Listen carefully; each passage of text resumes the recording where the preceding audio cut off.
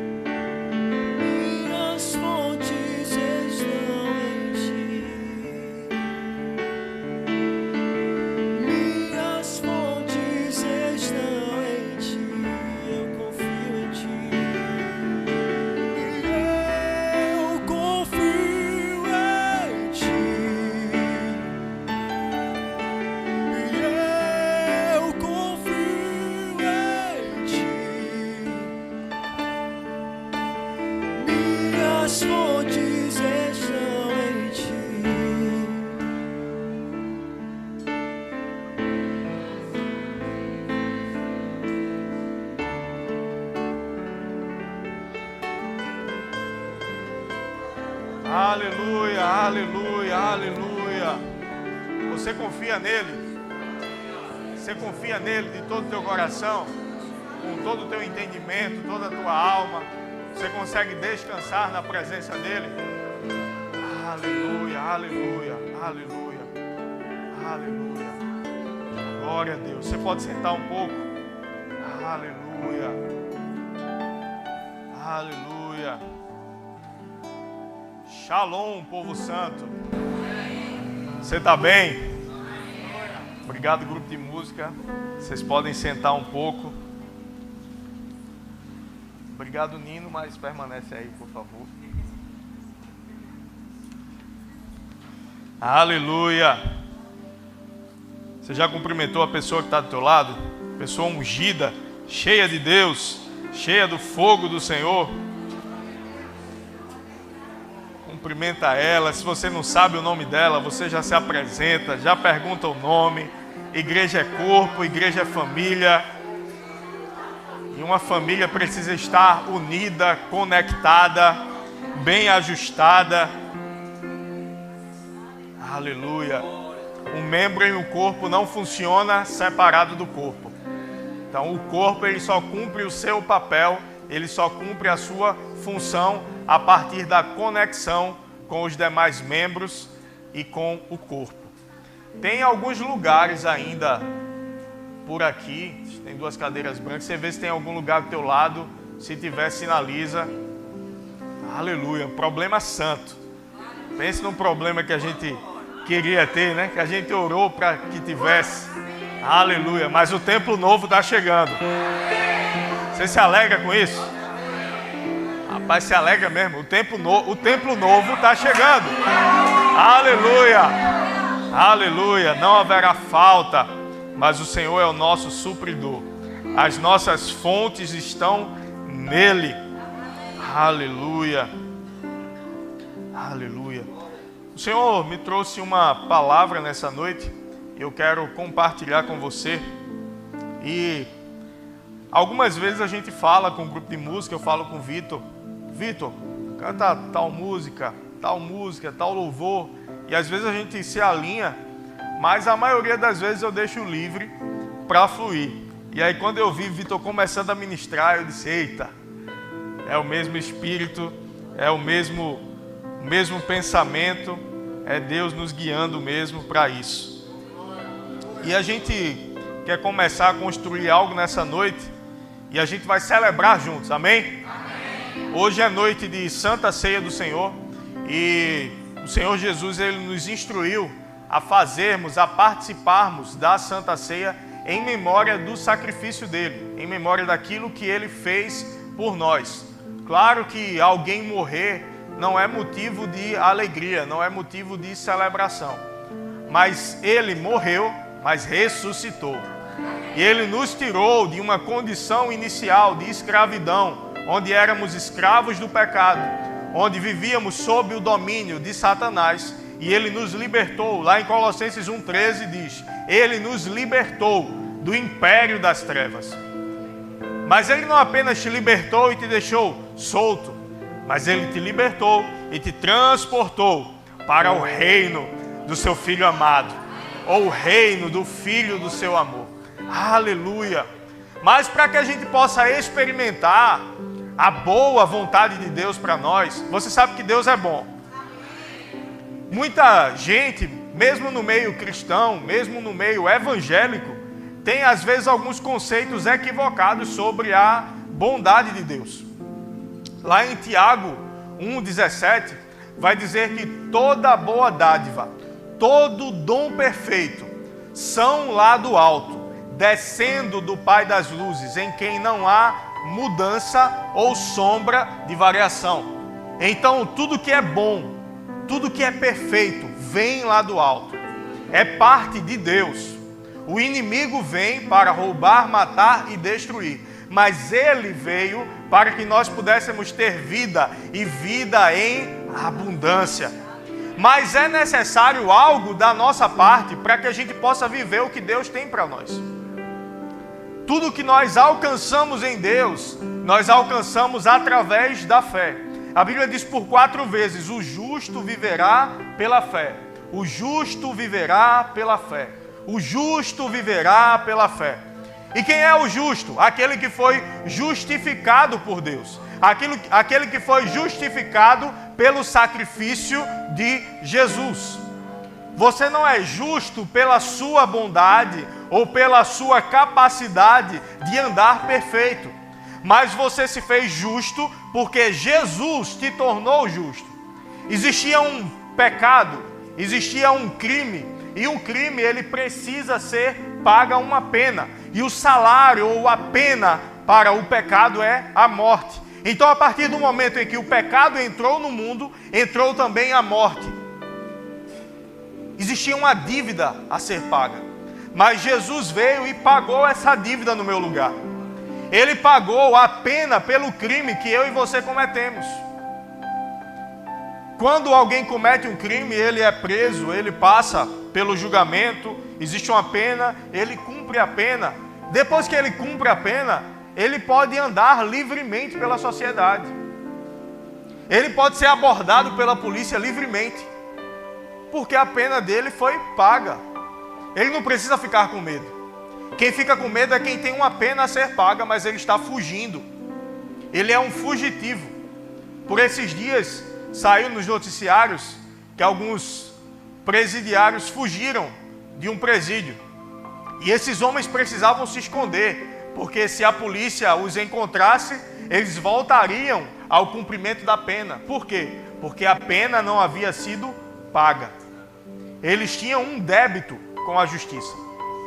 Assim também éramos nós, quando nós pecamos e antes de recebermos Jesus, antes do sacrifício dele, existia uma pena, existia um crime que nós precisaríamos pagar. Mas alguém que não cometeu esse pecado, alguém sem pecado, alguém sem nenhuma dívida, veio, pagou a minha dívida e me levou para o lugar de justiça dele, para o lugar de justo.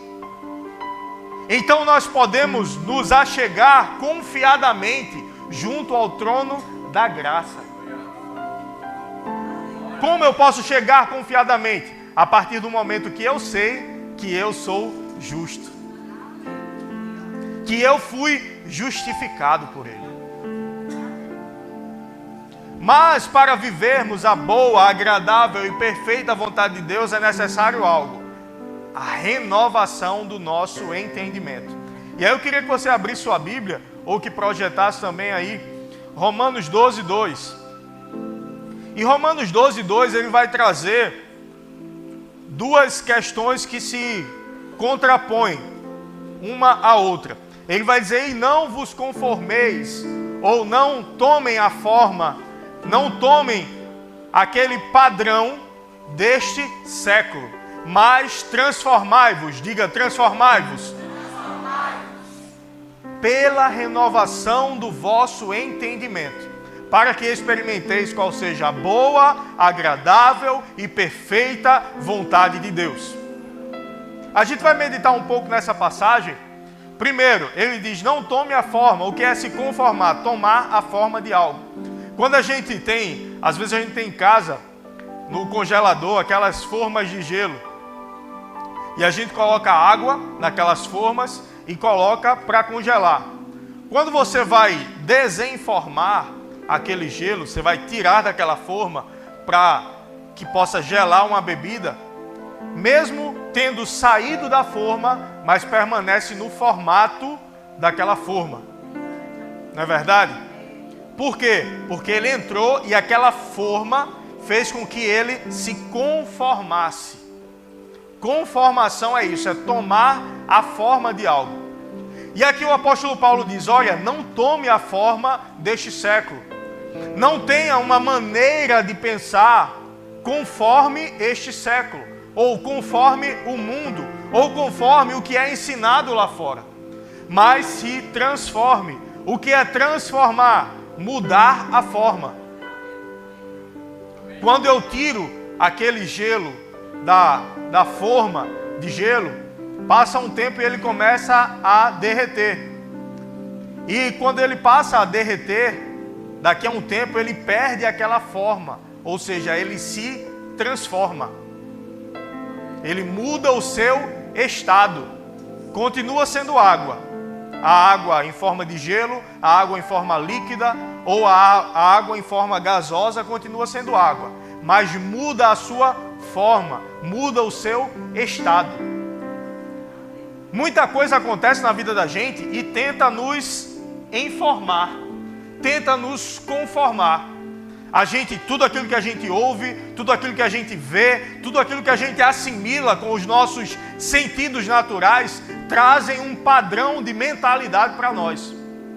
Trazem um padrão que nos faz pensar e responder de uma forma determinada e específica. E essa forma, nós precisamos tomar cuidado para que essa forma não seja a forma do mundo, não seja o padrão do mundo. Porque Deus estabeleceu um padrão. Existe um padrão que nós devemos ter. Mas esse padrão estabelecido por Deus é um padrão diferente do mundo. Então você veio de um mundo que te conformou, que fez você tomar uma forma específica. Mas a partir do momento que você nasce de novo, você passa por uma transformação completa. As coisas velhas, elas ficam para trás. Eis que tudo se faz novo. Deus, ele não dá uma ajeitadinha não, ele não dá uma recalchutada em você não. Ele faz novo. Ele te faz novo de novo. Então você pode experimentar agora a boa, agradável e perfeita vontade de Deus para a tua vida. Mas existe algo nesse meio de experimentar a boa, agradável e perfeita vontade de Deus. É a renovação do nosso entendimento. Mas quando a gente renova o nosso entendimento, as nossas atitudes, elas mudam. Porque a tua atitude, ela é correspondente à tua maneira de pensar. Da forma como você pensa, você fala. Da forma como você fala, você age. Existe um esforço muito grande, e eu acredito que você já percebeu, em mudar a linguagem no Brasil. São todos e todas. Aí surgiu um todes no meio. Quando eu digo todos, engloba a todos vocês. Eu não preciso dizer todos e todas. Aí alguém pode dizer, pastor, nada a ver isso aí. Tem tudo a ver. Isso é o mundo querendo estabelecer um novo padrão, mudar a sua forma de falar. Quando ele muda a sua forma de falar, você passa a pensar de uma outra forma. Como você pensa de uma outra forma, você passa a agir de uma outra forma. Aí vem um detalhe. Nós pregamos a palavra, nós pregamos a Bíblia. Nós não nos amoldamos a um padrão do mundo que tenta dizer... O mundo, ele tenta dizer que coisas que estão fora da palavra são normais. Não, isso aí é tranquilo, isso aí é normal. Se você é contra isso, você é careta, você está fora de moda, você é retrógrado, você está muito atrasado. Mas pecado era pecado desde o início e continua sendo pecado hoje. Independente do que a mídia pregue, independente do que é falado lá fora, pecado é pecado. E às vezes, muitos pastores até, muitos cristãos até, ficam com medo por causa da perseguição que há lá fora, de denunciar alguns pecados. Como o homossexualismo, por exemplo. É pecado. Estou dizendo que a pessoa é uma má pessoa, quem comete, quem pratica o homossexualismo, mas é pecado. Porque o meu padrão é a Bíblia. E eu preciso pregar a Bíblia. E se for processado, e se for preso? Fazer o quê? Eu vou deixar de pregar a Bíblia por causa disso? Mas aí vem a mídia dizer, você não pode falar homossexualismo, você tem que falar homossexualidade. Porque o homossexualismo se refere a uma doença, por causa do ismo. Quais são as doenças com ismo? E o cristianismo? E tanta coisa que tem o ismo e não tem nada a ver com doença. Mas eles tentam mudar a tua forma de pensar, mudando a tua forma de falar. Foi assim desde o início. E continua sendo assim hoje. E a Bíblia diz em Provérbios 18, 21. Que morte e vida estão no poder da língua. Aquele que bem a utiliza come do seu fruto. Você vai viver aquilo que você fala. Você não pode mudar os teus pensamentos para um padrão do mundo, se amoldar ao mundo por causa de um padrão que é pregado lá fora. Fique com a palavra. Fique na palavra. Muitas vezes não vai ser confortável, muitas vezes não vai ser fácil, muitas vezes você vai ser taxado de muita coisa por ficar com a palavra, mas fica com a palavra. Na palavra existe provisão, na palavra existe proteção, na palavra existe salvação, na palavra existe renovo, transformação. É na palavra. E a palavra não é simplesmente letra. A palavra, Jesus disse, as palavras que vos tenho dito são espírito e são vida. A palavra carrega vida. João, em seu primeiro capítulo, ele diz, olha, no início era a palavra. No início era o verbo. E o verbo estava com Deus e o verbo era Deus. E esse verbo se fez carne e habitou entre nós. A palavra se fez carne. A palavra encarnou em figura humana. Através de Jesus. Nos salvou. E hoje está escrita. Mas não é só letra, não é só conhecimento. É vida, é espírito. Tudo que você precisa está na palavra. Se apegue à palavra. Ande na palavra. Viva na palavra. Se fortaleça na palavra. Tudo que nós precisamos para viver aquilo que Deus tem para nós está na palavra. Igreja é um lugar de pregar a palavra. Queria muito poder só te agradar aqui, mas não posso. Eu vou pregar aqui a palavra. Às vezes vai desagradar, às vezes vai doer, mas é aquela dor que corrige. É aquela dor que coloca no prumo, no lugar. Certa vez eu fui para um especialista em coluna, aqueles que estrala a pessoa todinha, coloca no lugar. E aí eu saí de lá com um alívio nas costas, que coisa boa. Aí ele disse, olha, mas daqui a alguns dias, provavelmente amanhã, vai começar a ficar dolorido a musculatura. E vai passar uns 3 ou 4 dias assim. Porque as tuas costas tinha muita coisa fora do lugar. E como eu coloquei no lugar, a tua musculatura vai se readaptar para essa nova posição. E isso traz um pouco de dor, mas é normal. Quando a gente é colocado na posição certa, vem um pouco de dor mesmo. Mas a gente precisa aprender a passar pelo processo para que a gente possa chegar no lugar que Deus tem para nós. A palavra ela vai te corrigir, a palavra ela vai te instruir, a palavra vai te colocar no lugar que Deus tem para você. E você e eu precisamos estar disponíveis a cada dia para nos transformarmos, para mudarmos a nossa forma através da palavra, através daquilo que Deus tem para nós.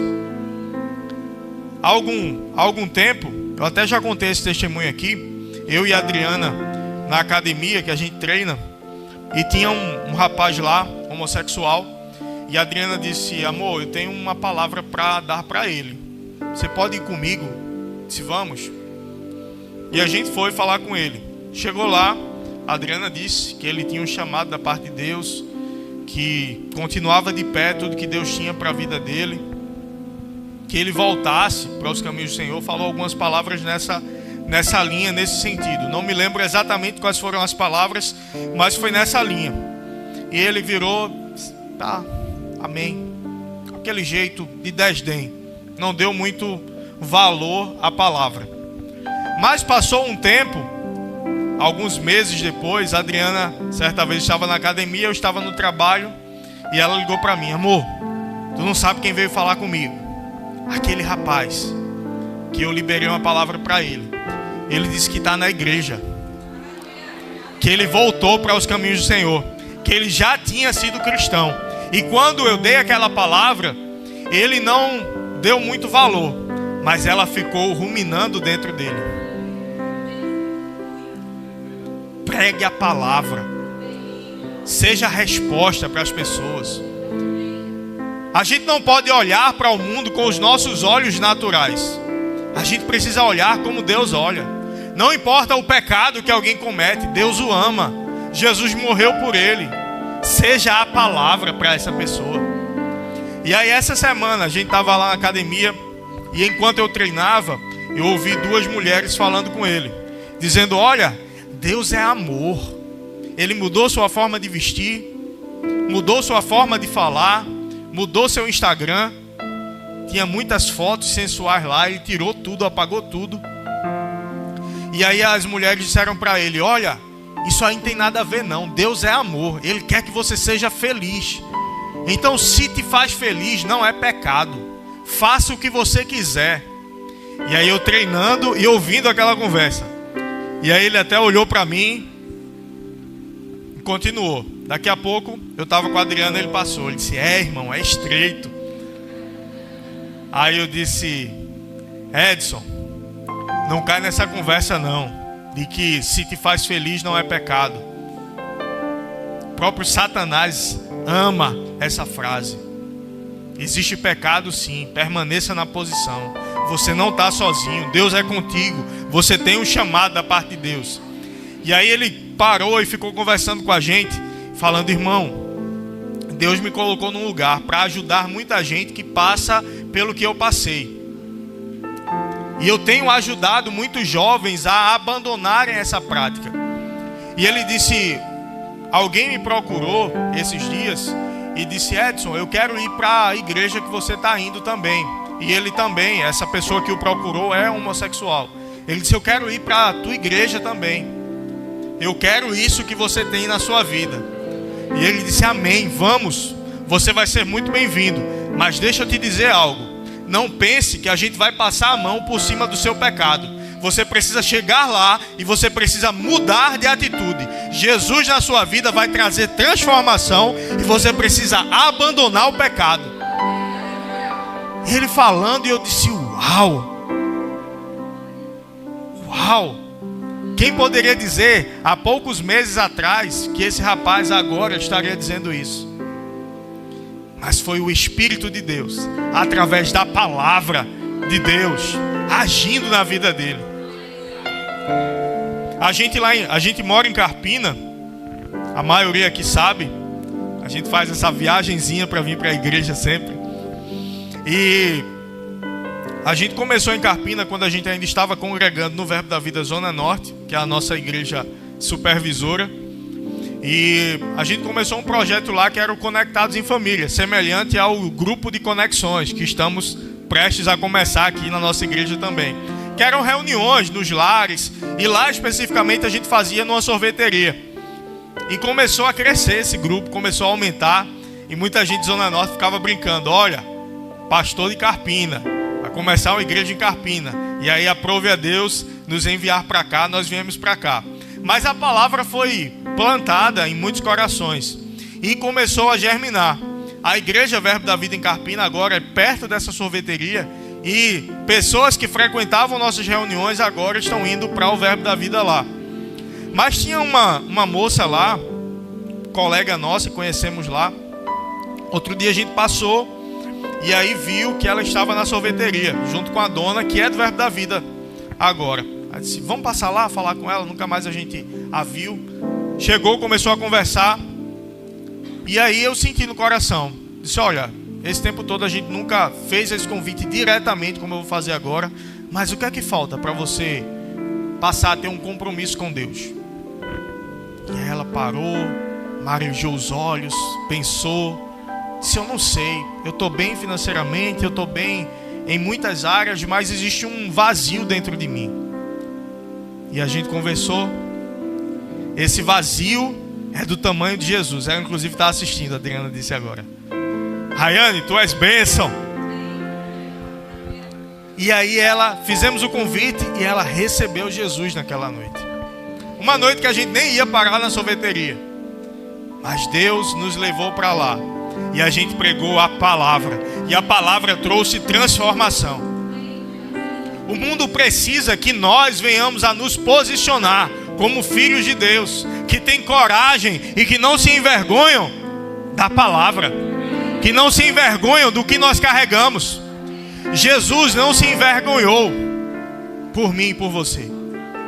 Ele abriu mão da sua glória, da sua posição, do seu poder, e veio em figura humana para morrer por nós. Uma morte de cruz, uma morte humilhante, que nós inclusive celebramos nessa noite, lembrando do sacrifício dele por mim e por você. A palavra se fez carne, habitou entre nós, morreu e ressuscitou para nos restaurar, para nos dar vida eterna. Então, se ele não teve vergonha, não se envergonhe da palavra. Não se envergonhe de carregar a Bíblia debaixo do braço para a igreja. Não se envergonhe, meu irmão. Celular é muito bom para estudar a Bíblia, tablet, Eu até gosto do iPad porque eu consigo colocar várias versões, mas eu não deixo de trazer a Bíblia de papel. Porque quando eu passo na rua com o iPad, quando eu passo na rua com o celular, ninguém sabe que eu sou crente. Mas quando alguém me vê com a Bíblia de papel, todo mundo sabe, ali vai um crente ali. Não se envergonhe, meu irmão. Eu te estimulo, compra uma Bíblia de papel também, se você puder. Vem para a igreja com ela debaixo do braço, para todo mundo ver que você é crente, que você é diferente, que você não se amolda aos padrões do mundo. Não, mas está fora de moda. A gente não anda pela moda, não. A gente não anda pelo padrão do mundo. A gente se transforma, renovando o nosso entendimento. E a gente, quando faz isso, a gente abre mão de algumas coisas. Estava conversando com um colega do trabalho essa semana. Nos próximos dias ele deve vir para cá. Não pôde vir hoje. E a gente falava sobre a vida cristã. E eu disse para ele, olha, quando a gente decide por Jesus, a gente abre mão de algumas coisas. Não tem como eu andar com Jesus e andar em prostituição, e andar em traição no casamento, e andar na prática do pecado. A gente renuncia a isso. Mas a gente não renuncia pela nossa força. Você não renuncia ao pecado pela tua força. Você renuncia através da graça de Deus em você. É a graça em você que te capacita a ser fiel ao padrão que Deus estabeleceu para a tua vida. A ser fiel no teu casamento, a não andar em mentira, a não andar em roubo, a não andar em nada fora da palavra. É através do padrão bíblico, é através da graça de Deus que você é capacitado para andar diferente. Não é na tua força. Mas existe uma renúncia. Mas qual é a vida que não tem renúncia? Mas a gente escolhe ao que vai renunciar. Quem quer viver na prostituição, quem quer viver no pecado, quem quer viver de qualquer jeito, ele renuncia a andar com Deus. Não tem como ter tudo. Ah, eu quero andar no pecado, tá bom. Então eu não quero andar com Deus. Não tem como eu andar em pecado e andar com Deus. Mas quando eu ando com Deus, Ele me dá força para vencer o pecado. Porque Ele já venceu o pecado por mim e por você. Nós não estamos lutando contra o pecado. Nós estamos apenas assumindo a posição que Ele nos deu de santos, de justos, de alguém que pode entrar confiadamente junto ao trono da graça. Mas deixa eu dizer para você, tudo aquilo que a gente recebe do Senhor é muito maior do que qualquer coisa que a gente renuncia. O que Ele te deu é muito maior do que qualquer coisa. Lá em Romanos 8,32 vai dizer: aquele que não poupou o seu próprio filho, antes o entregou por todos nós, porventura não nos dará com ele graciosamente todas as coisas? Tudo que você precisa já está providenciado em Deus, já está suprido em Deus. E esse sacrifício dele, redentivo, para te substituir, para pagar a dívida que você e eu tínhamos, não foi para que a gente passasse pela vida se arrastando, mas para que a gente, a partir da nova posição, pudéssemos reinar em vida. Reinar em vida. A gente precisa entender a nossa posição espiritual. Você não está aqui para ficar sofrendo. Existem sofrimentos? Existem. Existem aflições? Existem. Eu não estou te pregando o evangelho que não vai ter nenhum problema. Não existe.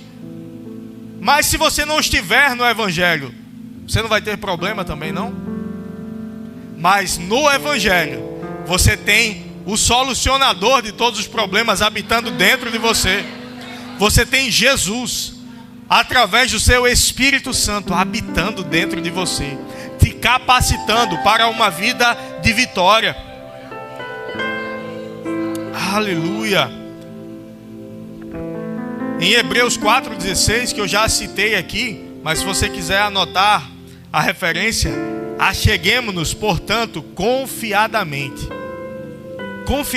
sem vergonha, sem reserva, sem condenação, confiadamente, junto ao trono da graça, para que você receba misericórdia e graça para a ocasião oportuna. Existia um lugar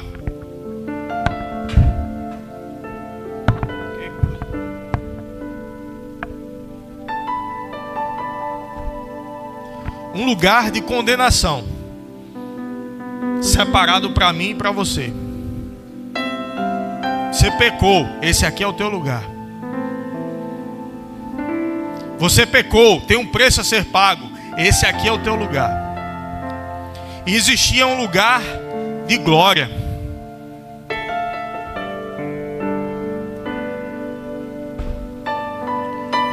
A posição de Deus, de justo, de santo. Antes do homem pecar, o homem tinha comunhão com Deus.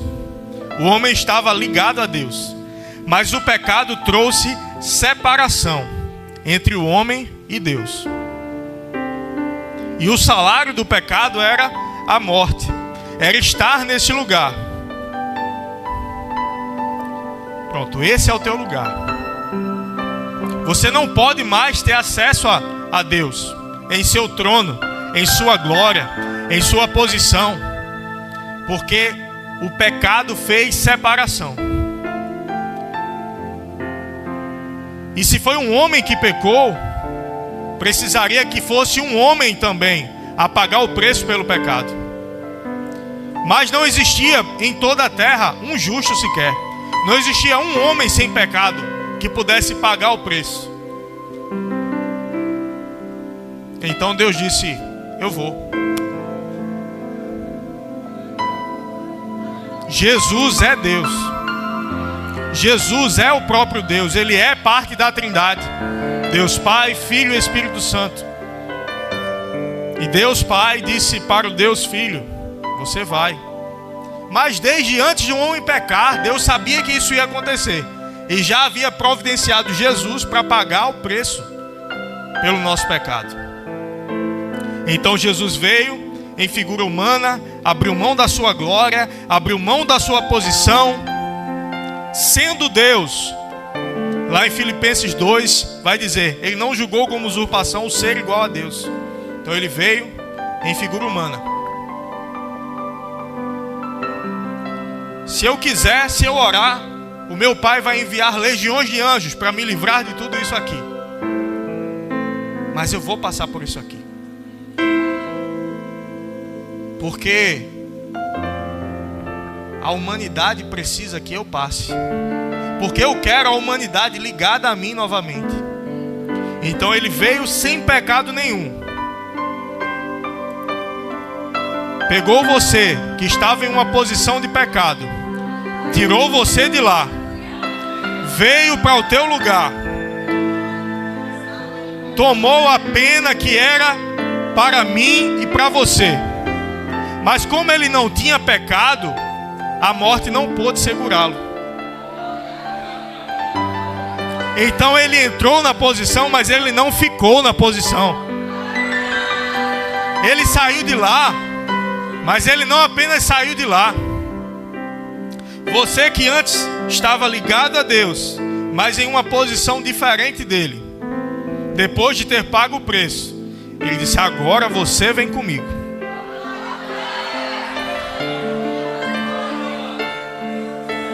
E você vai reinar em vida juntamente comigo. Não pense que você está lutando contra as circunstâncias que se levantam. Existe uma batalha, mas essa batalha já foi vencida por Jesus. Qual é o meu papel e o teu papel? Permanecermos na posição que Ele nos colocou. Aleluia. Obrigado, meu irmão. Permaneça na posição que Ele te colocou.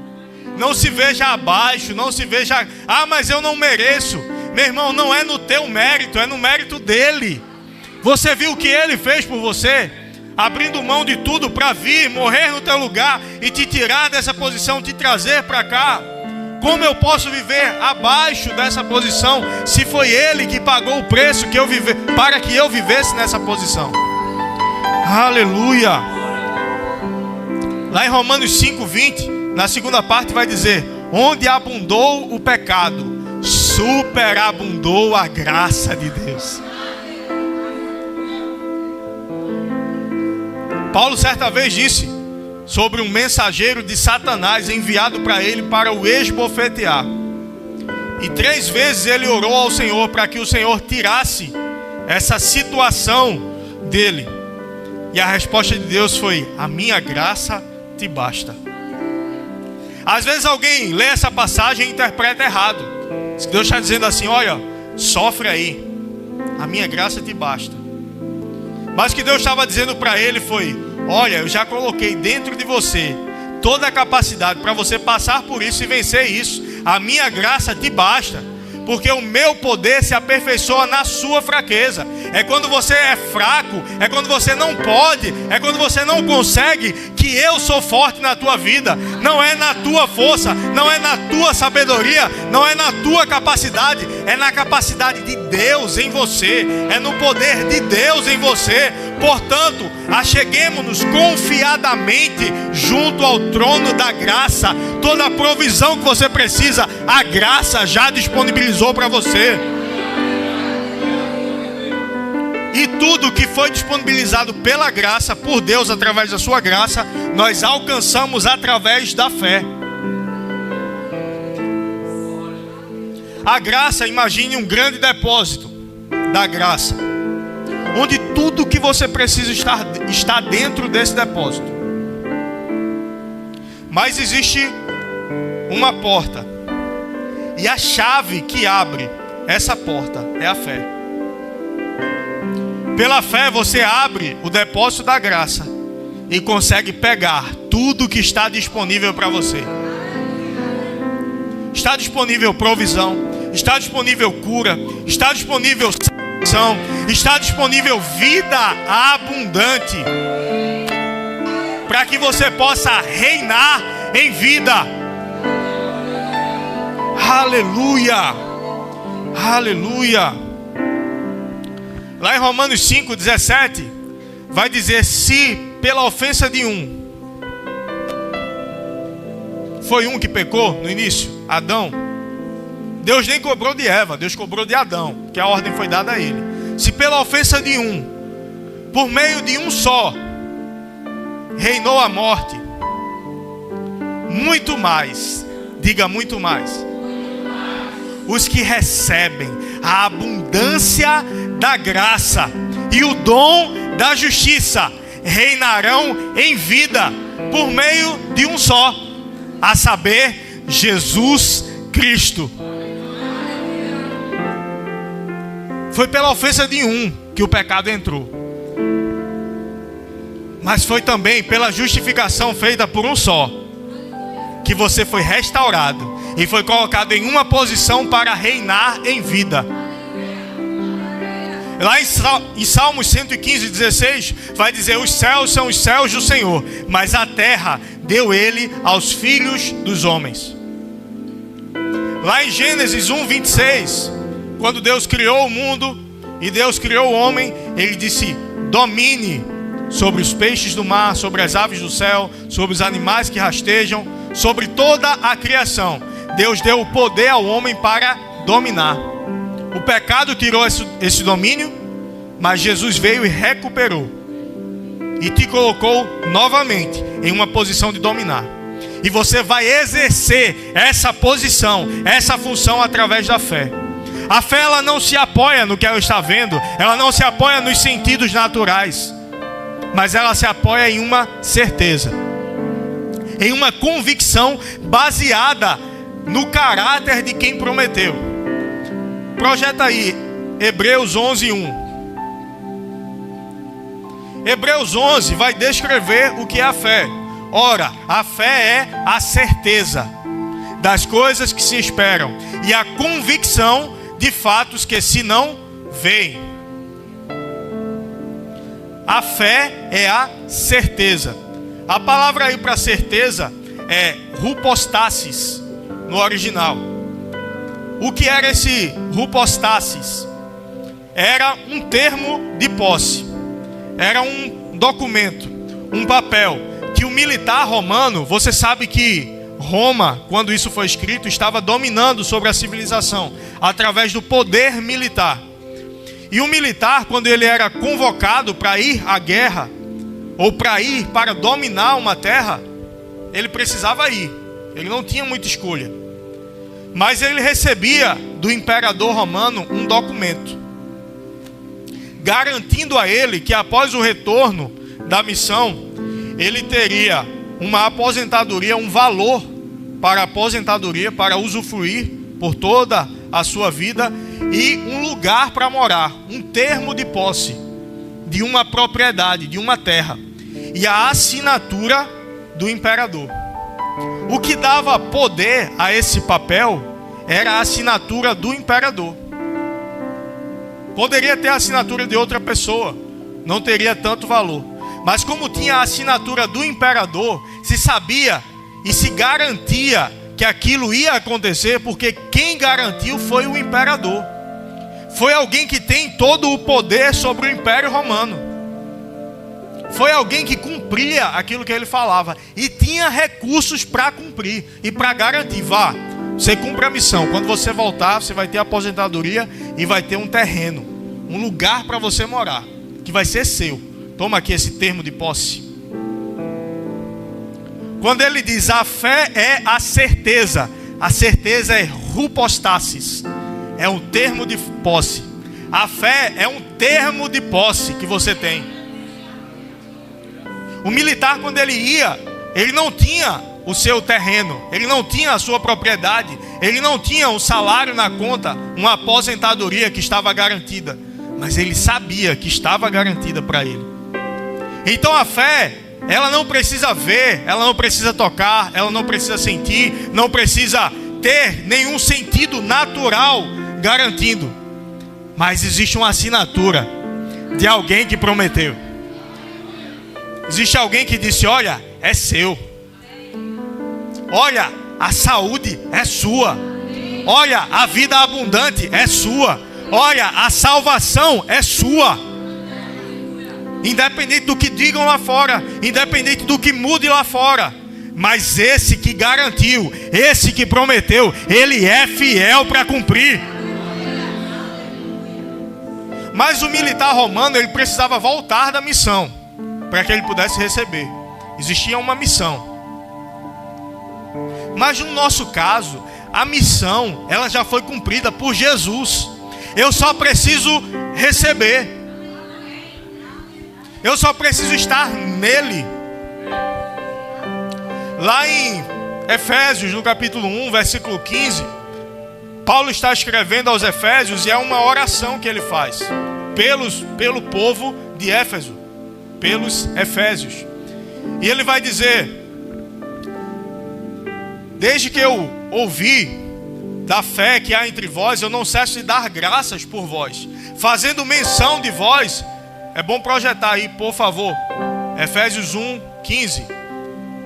Não cesso de dar graças por vós, fazendo menção de vós nas minhas orações, para que o Deus de nosso Senhor Jesus Cristo, o Pai da glória, vos conceda espírito de sabedoria e de revelação, no pleno conhecimento dele, iluminados os olhos do vosso coração, para saberdes qual a esperança do vosso chamamento, e qual a riqueza da glória da sua herança nos santos, e qual a suprema grandeza do seu poder para com os que cremos, segundo a eficácia da força do seu poder, o qual exerceu ele em Cristo, ressuscitando-o dentre os mortos e fazendo-o assentar nas regiões celestiais, acima de todo principado e potestade e poder e domínio e de todo nome que se possa referir, não só no presente século, mas também no vindouro. E pôs todas as coisas debaixo dos pés, e para ser o cabeça sobre todas as coisas, o deu à igreja, a qual é o seu corpo, a plenitude daquele que a tudo enche em todas as coisas. Aleluia! Essa é a tua posição, acima de principado, acima de potestade, acima de poder, acima de domínio, acima de todo nome que se possa referir. Aleluia, ele não muda. Ele disse não só no presente século, mas também no vindouro. Paulo estava orando aqui, olha, Senhor, abre os olhos do entendimento deles, para que eles possam perceber tudo isso que eles têm no Senhor, para que eles possam ter o seu entendimento iluminado pelo Senhor e entender o poder que está disponível. Esse poder que está disponível para eles é o mesmo poder que ressuscitou Jesus dentre os mortos. Esse poder no original é krato, que é a mesma palavra que dá origem à democracia, democratia, kratia, um poder real. Democracia quer dizer o povo no poder. A palavra no original é krato, que significa um poder real, um poder de mudar situações, um poder de mudar circunstâncias. Esse é o poder real que está dentro de você. É o mesmo poder que ressuscitou Jesus entre os mortos. E eu queria chamar o grupo de música. Meu irmão, a gente não pode viver abaixo disso. A gente não pode viver aquém disso, porque foi pago um preço muito alto para que a gente pudesse ter acesso a toda essa salvação. Aleluia. Eu vi um ministro falando outro dia sobre herança, e ele falando contra a herança. Se tem um pai bilionário e o pai morre, é justo que esse filho se torne bilionário sem que ele nunca tenha trabalhado? É melhor o governo pegar esse dinheiro e administrar. Que maravilha, gente boa, né? É melhor o governo pegar esse dinheiro e administrar, porque o menino precisa aprender a trabalhar. Você acha justo? Você trabalha, se torna bilionário, aí você deixa uma herança para o seu filho. Aí você morreu, não é justo que ele usufrua dessa herança, não. Mas ele nem trabalhou.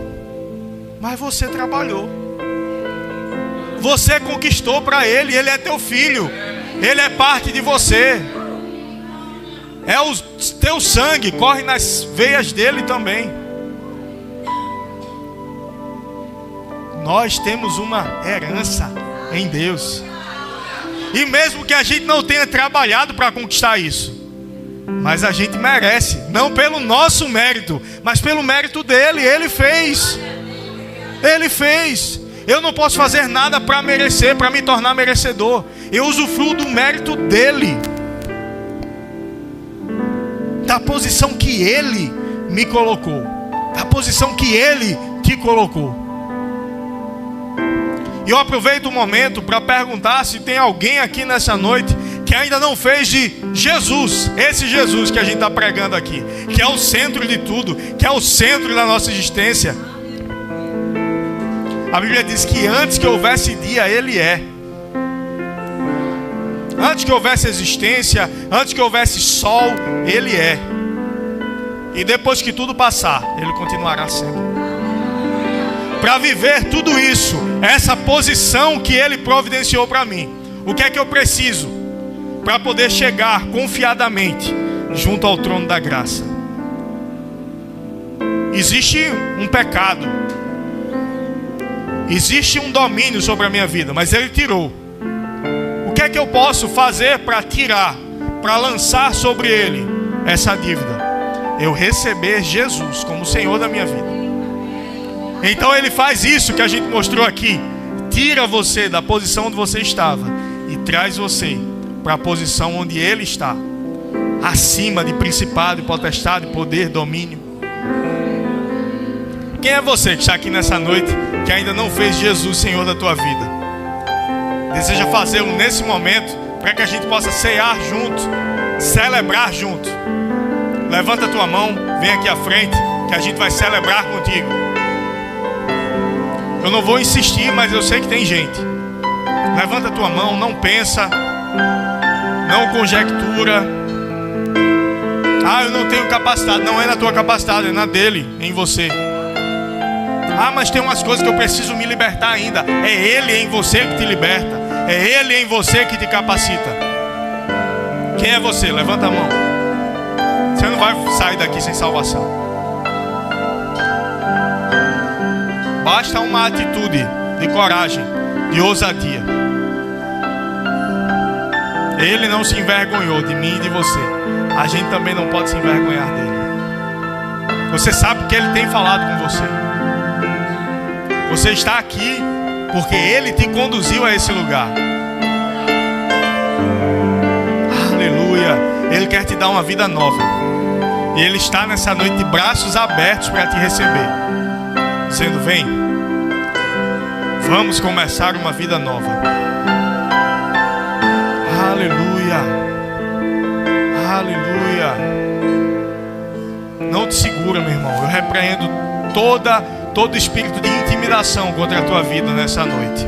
Em nome de Jesus, você tem liberdade para tomar essa decisão e para vir aqui à frente. Quem é você? Levanta a tua mão.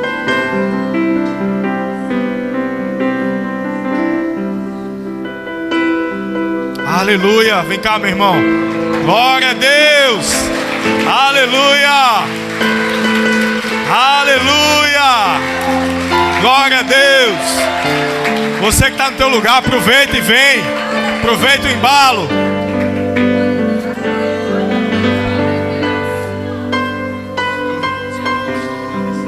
Glória a Deus. 2 vidas. Aleluia. Aleluia. Aleluia. Ele é bom, ele é bom, ele é bom. Aleluia. Qual o nome de vocês?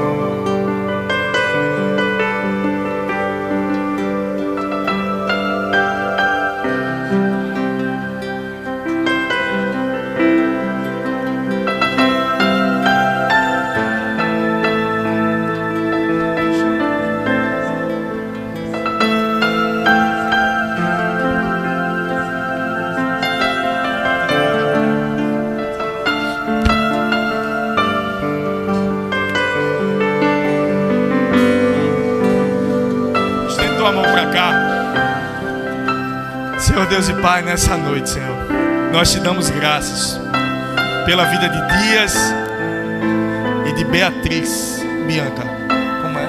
Beatriz ou é Bianca? Bianca e Bianca, que hoje devem voltar para os caminhos do Senhor. Nós declaramos uma vida nova fluindo neles, toda a capacidade do Senhor para cumprir o chamado que continua de pé. E que hoje, através do amor de Jesus, os alcança e os trazem de volta para o lugar de justiça, lugar de salvação. Declaramos a tua boa mão sobre a vida deles e uma nova vida a partir de hoje, em nome de Jesus. Amém. Aleluia. Olha a nova família de vocês. Olha para a nova família de vocês. Aleluia. Eu vou pedir para vocês sentarem e participarem da ceia. E no final vocês procuram esse casal aqui que vai trazer as orientações para vocês. Tá bom? Sejam bem-vindos à família. Aleluia.